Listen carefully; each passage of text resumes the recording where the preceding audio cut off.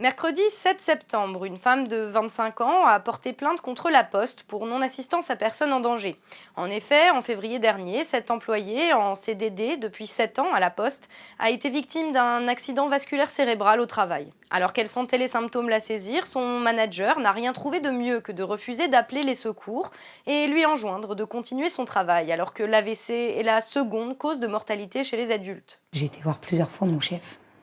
Et je lui ai dit que je me sentais pas bien. Il m'a répondu, ce que tu fais debout, t'as qu'à le faire assis. 9 mois après l'AVC dont elle a été victime au travail, Emine souffre encore de douleurs au bras gauche et doit utiliser une béquille pour ses déplacements. C'est compliqué avec 2 enfants en bas âge. Donc les conduire à l'école, le fait courir, jouer avec eux, c'est fini tout ça. Ça c'est impossible. Un de ses collègues a finalement réussi à obtenir le droit d'appeler les secours à force d'insistance. C'est lui qui a insisté pour alerter les secours. De par sa blancheur, déjà, c'était évident. Et de par ses propos, c'était encore plus évident. Il suffisait de l'écouter, de la regarder. Est-ce qu'il y a une réaction immédiate ? Oui, il y a une réaction immédiate. Celle qu'on n'attend pas, c'est tu n'es pas médecin et c'est pas toi qui décides. Il a visiblement dû beaucoup insister car la direction l'a ensuite mise à pied, sans salaire, pour harcèlement de la hiérarchie. Belle récompense pour le fait d'avoir sauvé une vie.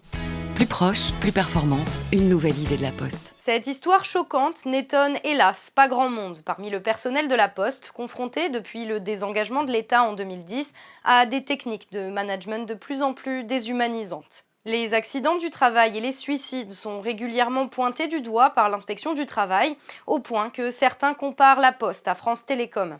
La justice a plusieurs fois condamné l'entreprise pour harcèlement moral envers des cadres, des postiers, des fonctionnaires trop vieux ou des travailleurs handicapés, et des procédures sont en cours pour licenciement abusif de grévistes ou de représentants du personnel. Entre 2010 et 2015, ce sont entre 5 et 10 000 emplois qui ont également été supprimés chaque année malgré un chiffre d'affaires en hausse.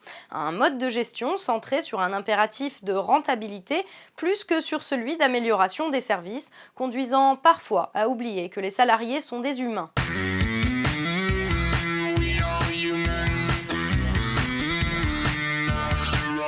Et peut-être est-ce justement là que réside l'explication.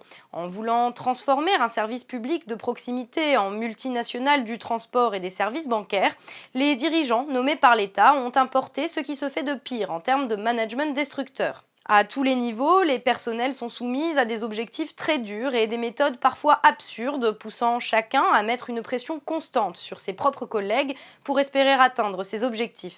Il s'agit bien d'une conséquence de la gestion de l'entreprise et pas simplement de cas isolés. Selon les syndicalistes, tous les gestes des postiers ont été rationalisés depuis 2010.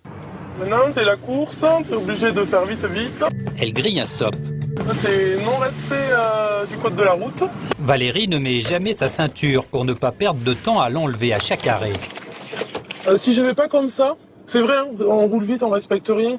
Si on ne fait pas ça, honnêtement, c'est impossible. J'ai 4 heures pour faire la tournée. Si je ne vais pas à ce rythme, c'est pas 4 heures que je mets, c'est minimum 5 heures ou 6 heures. Le plus souvent, Valérie ne parvient pas à faire sa tournée en 4 heures. Mais la Poste ne paye pas ses heures sup. Pour l'entreprise, si elle dépasse les délais imposés par le LIN, elle est en tort.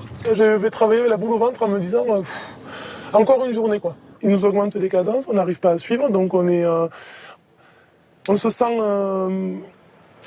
mal à l'aise, on se sent plus à la hauteur et que quoi qu'il en soit, si on n'arrive pas nous à changer, on risque de sombrer. C'est marche ou crève en gros. Enfin moi ça me fait cet effet. Et ce n'est pas un hasard si le directeur de la branche courrier n'est autre que l'ex-DRH et monsieur Plans Sociaux de PSA Peugeot Citroën, responsable notamment de la fermeture de l'usine d'Aulnay-sous-Bois.